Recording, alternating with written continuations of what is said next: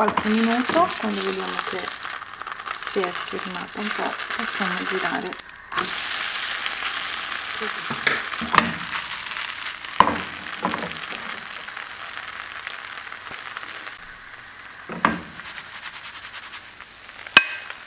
Ecco qua le crespelle pronte, contiamole: 1, 2, 3, 4, 5 e manca la numero 6 che se l'è mangiata Piero.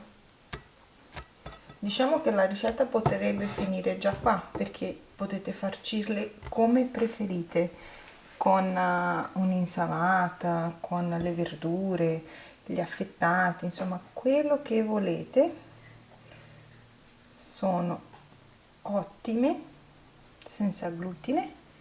Quello che ci tengo a farvi vedere è che basta un po' di fantasia, perché qui a casa io non spreco mai niente, per trasformare gli avanzi in qualcosa di super goloso, perché queste crespelle sono veramente molto buone.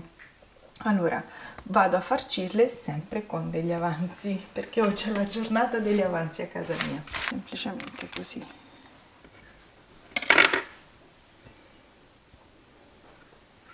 E questa è pronta al rotolo.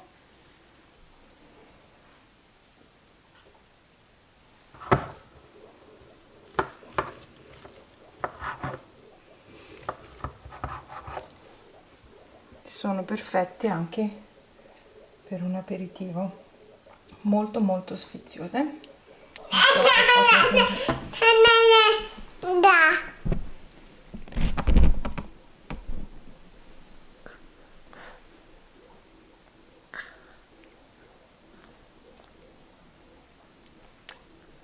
Buona.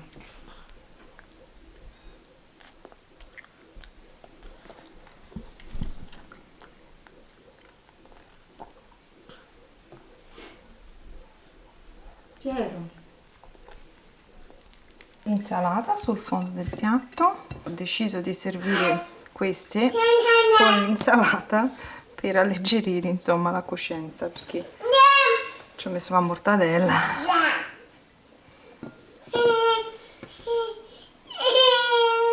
Piero, già l'hai mangiato uno?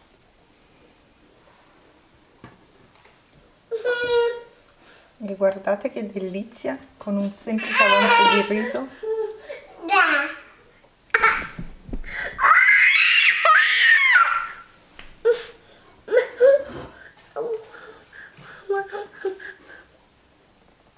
Una e basta.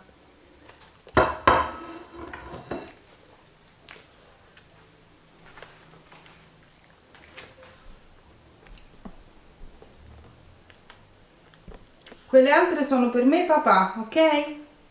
Non fa storie. Ma quanto è buona la mortadella, Piero, ma cosa la dovresti mangiare? Ecco, queste sono le merende di Piero. Mamma. Qua c'è un pezzetto di mortadella qui. Guarda, qua. Qui.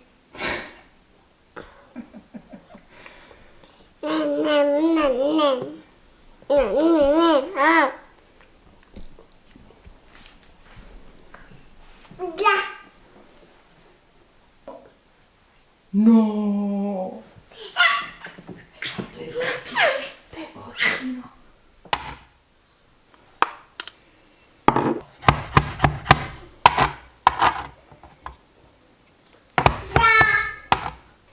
Un po' di broccoli lessi, potete usare quello che avete in casa, ottimo anche con le zucchine. Un cucchiaio abbondante di formaggio spalmabile.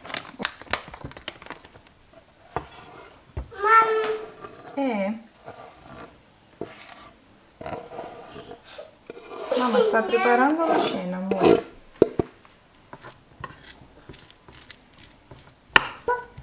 E facciamo. Diciamo che il ripieno è bello abbondante per 2 crespelle che mi sono avanzate. queste le piego semplicemente a metà perché sono una bomba. Questi invece li ho messi all'interno di una teglia con un filo d'olio. Mi è avanzata ancora un pochino di mozzarella, metto sopra e in forno giusto il tempo di far sciogliere il formaggio e grattinare tutto quanto e via in forno.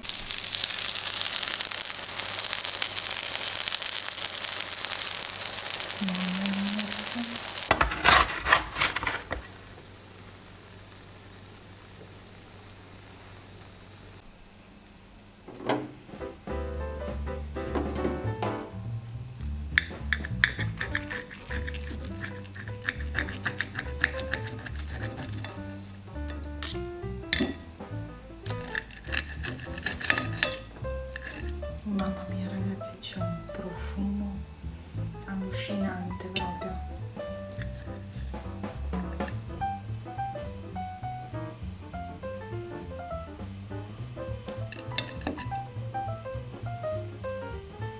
La crosticina su.